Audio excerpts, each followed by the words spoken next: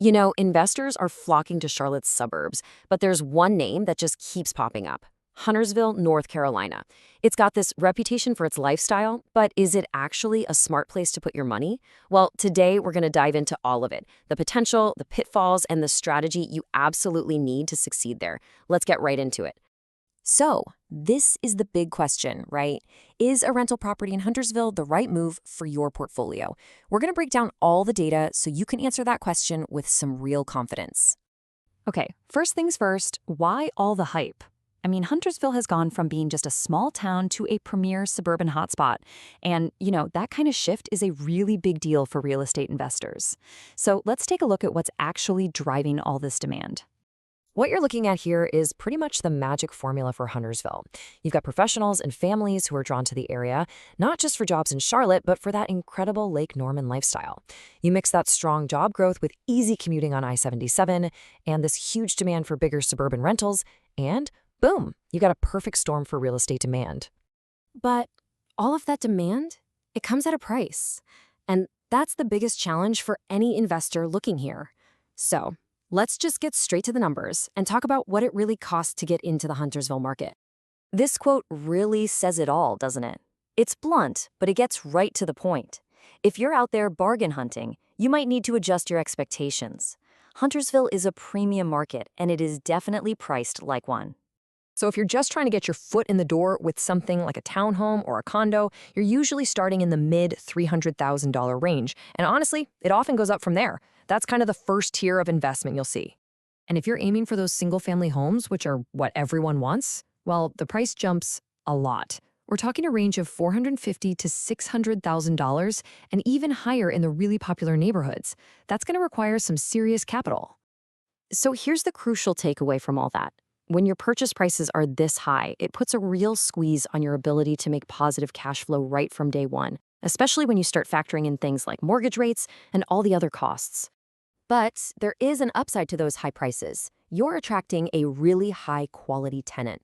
So let's shift gears and look at who your ideal renter is, and maybe more importantly, what they are actually looking for in a property. You could almost think of this as your investor's cheat sheet for Huntersville. At the very top of the list, good schools and safe neighborhoods. That is non-negotiable for the families moving in. They're also desperately looking for space. 3 or more bedrooms are a hot commodity, especially if there's room for a home office. And of course, a place with modern, clean finishes that's close to shopping and the highway is going to rent so much faster. And all this brings us to the core financial decision you have to make as an investor in Huntersville. Are you playing for the immediate monthly income, or are you in it for the long-term growth? The strategy here is very, very distinct. Okay, before we go any further, let's just quickly define a key term you're going to hear: cap rate. Put simply, it's just a way to measure your potential return by comparing how much rent you get to what you paid for the property. A higher cap rate, that generally means better cash flow. And this right here is probably the single most important financial takeaway.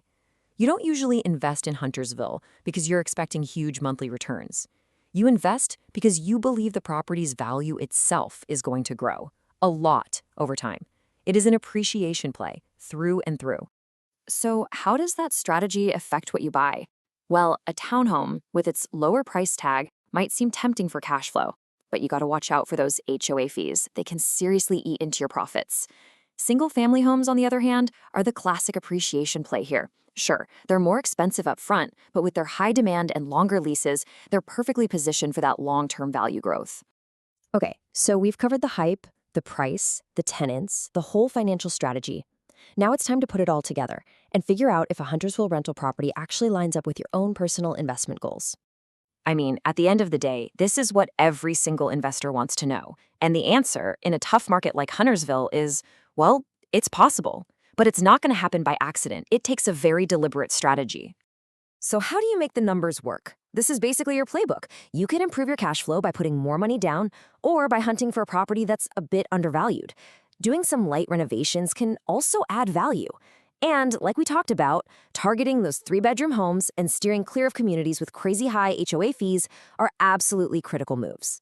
This table really sums it all up, doesn't it? If your goal is a stable market with great tenants and you're playing the long game for appreciation, Huntersville is a fantastic fit. But If you absolutely need high cap rates, maximum cash flow from day one, or a low price to get in, this probably isn't the market for you. So the bottom line, the one thing you should take away from all this is pretty simple. Success in Huntersville isn't about how much cash you can make in year one. It's about being patient and focusing on building your wealth over several years as that property's value continues to grow. So it all boils down to this one simple question for you. Is building long-term wealth your absolute number one goal? If the answer to that is yes, then Huntersville definitely deserves a very, very close look.